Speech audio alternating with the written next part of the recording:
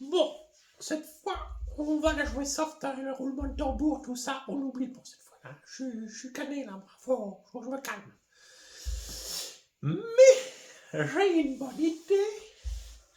Ce soir, je vais vous raconter Mélascar, une de mes histoires préférées. Les trois petits cochons. Miam, miam, miam, miam, miam. C'était donc l'histoire de trois petits cochons. Voilà, jusque-là, vous suivez. Hein, c'était facile. Alors, ils se font foutre à la porte chez leur madré. Hein. Bon, c'est le lot de chacun, arrivé à un certain âge. Hein. Bon, faut prendre son indépendance. C'est ça. Bon. Et donc, le premier, on a vu de fut, qu'est-ce qu'il va faire? Il va construire une maison en paille. Hein? Voilà. Il construit sa maison en paille. Le deuxième, qu'est-ce qu'il va faire? Il va construire sa maison en bois. Et le troisième, il va construire sa maison en briques. Mais dans cette histoire de petits cochons, il y a un grand méchant loup. Je me retrouve assez dans ce personnage qui a toute mon admiration. Bon. Alors, le grand méchant loup a eu écho de toutes ces histoires. Hein? Et donc, il va venir toquer à la porte du premier petit cochon. Celui de la maison en bas. Il vient, il fait toc toc. Puis j'entre.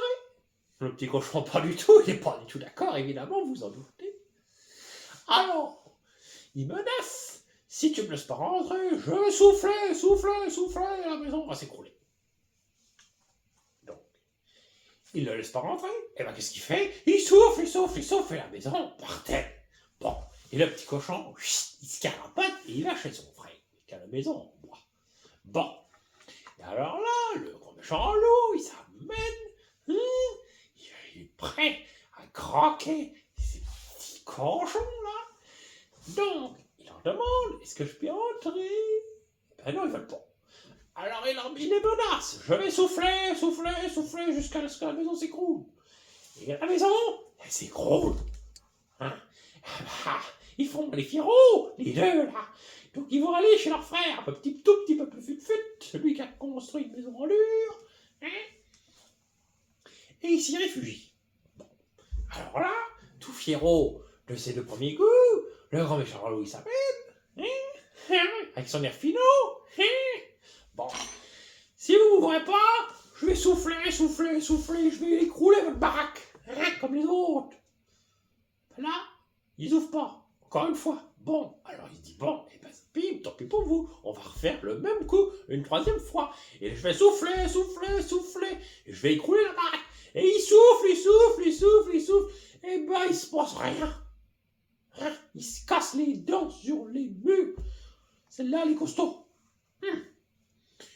Alors il est pas content, il s'en retourne dans la forêt, la queue entre les jambes, pas trop fierot. Là, il a une idée. Il revient avec une échelle. Il est futé le bestiau. Il monte avec son échelle sur le pignon de la baraque et il veut passer par la cheminée. Mais c'est que les petits cochons, ils l'ont vu venir. Oh, les cochons. Et alors, ils ont allumé un feu de cheminée. Et le grand méchant loup, il descend. Et qu'est-ce qui se passe? Et il se crame le derrière. Il se crame le derrière dans le feu de bois. Et hop, il se carapate fou.